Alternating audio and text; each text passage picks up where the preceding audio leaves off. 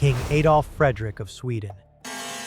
In February 1771, King Adolf Frederick of Sweden sat down to one of the most catastrophic meals in the history of European royalty. Adolf Frederick was not a particularly powerful king. The Swedish parliament had stripped most of the monarchy's political power decades earlier, leaving him largely ceremonial. But what he lacked in political authority, he appears to have made up for in appetite. On the evening of February 12th, his dinner consisted of lobster, caviar, sauerkraut, smoked herring, and champagne.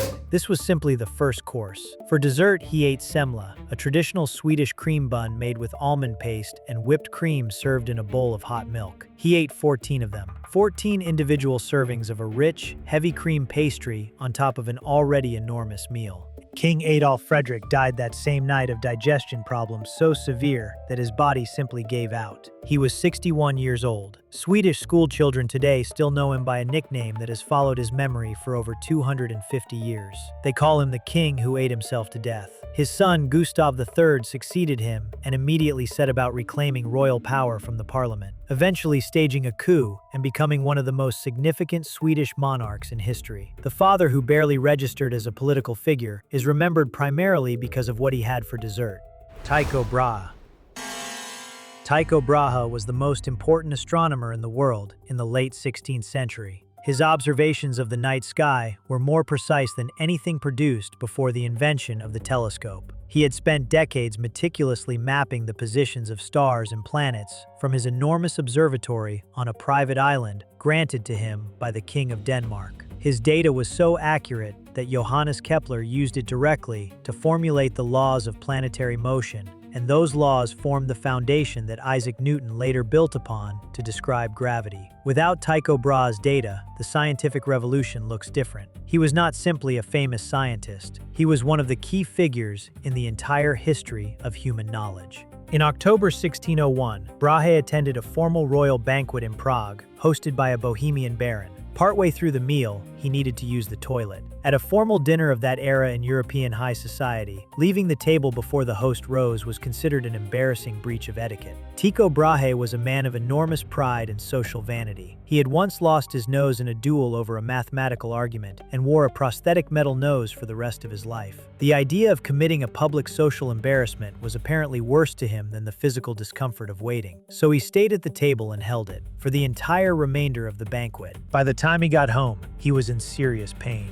He developed a bladder infection over the following days that grew rapidly worse. He was unable to urinate properly and suffered excruciating pain for 11 days. On October 24th, 1601, Tycho Brahe died. He reportedly spent some of his final days worried that people would feel his life had been wasted. According to the account written by Kepler, who was present at the death, Brahe repeated the same words over and over in his final hours: "Let me not seem to have lived in vain." Kepler inherited all of his astronomical data and used it to change science forever. Brahe's legacy was enormous. He died because he would not excuse himself from a dinner table.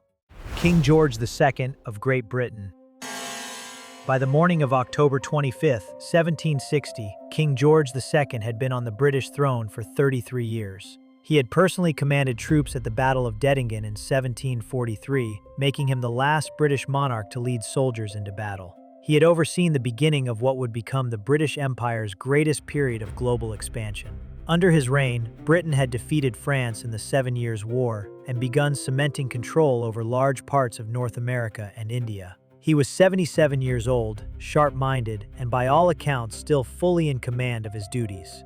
On that morning, his valet heard a loud crash from the king's private chambers shortly after he had woken up and gone to use his toilet, which in the palaces of that era was a large wooden chair fitted with a chamber pot kept in a private closet. The valet entered and found George II collapsed on the floor. He had risen from the toilet too quickly. The sudden movement caused an aortic aneurysm, a catastrophic rupture of the main artery leading from his heart, and he had fallen forward off the seat and struck his head on a cabinet as he went down. He died almost immediately. His doctors confirmed the cause of death as the ruptured aorta. George II was succeeded by his grandson George III, who would go on to preside over the loss of the American colonies. The grandfather who had built the empire was found face down on the floor next to his toilet. He received a state funeral and was buried at Westminster Abbey with full honors. His cause of death was recorded with clinical precision in the official accounts and has been a source of historical awkwardness ever since. Clement Vallandigham.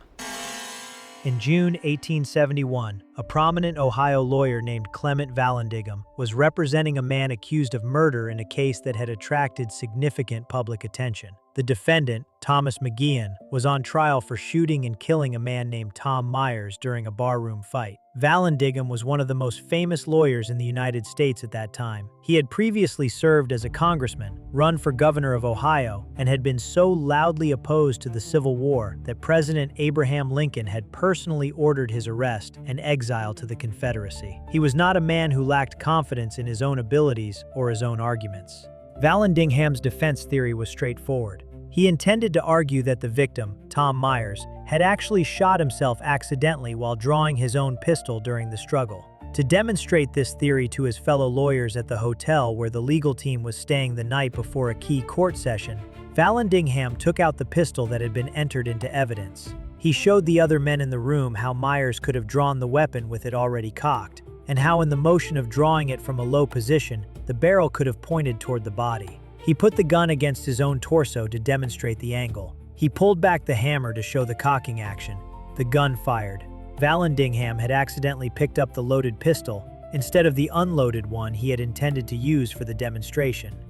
He was shot through the torso. He died the following morning. His client, Thomas McGeehan, was acquitted. The defense argument that Vallandigham had just demonstrated on himself was accepted by the jury as a plausible explanation for how the original victim had died. The lawyer who accidentally shot himself, proving his own case successfully, won it from beyond the grave. Clement Vallandigham is buried in Dayton, Ohio. He remains one of the most bizarre footnotes in the history of American law. Attila the Hun.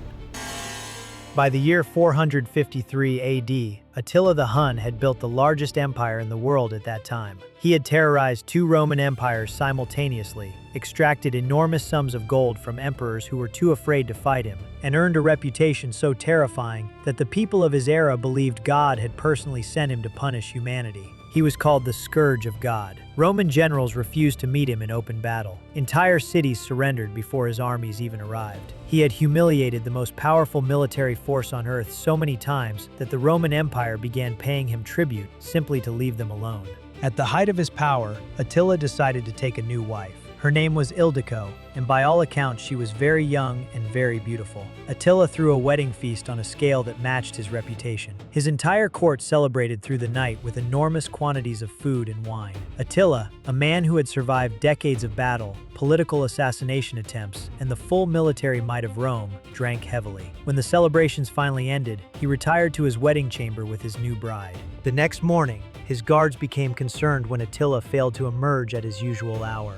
When the hours kept passing and still no one came out, his men finally broke open the chamber door. They found Ildiko sitting in the corner, veiled and trembling. Attila was lying flat on his back in a pool of blood. He had suffered a severe nosebleed in the night. He was so heavily intoxicated that instead of waking up or rolling over, he had simply choked on his own blood and died in his sleep. The man who had brought two empires to their knees had been killed by a nosebleed on his wedding night because he drank too much wine.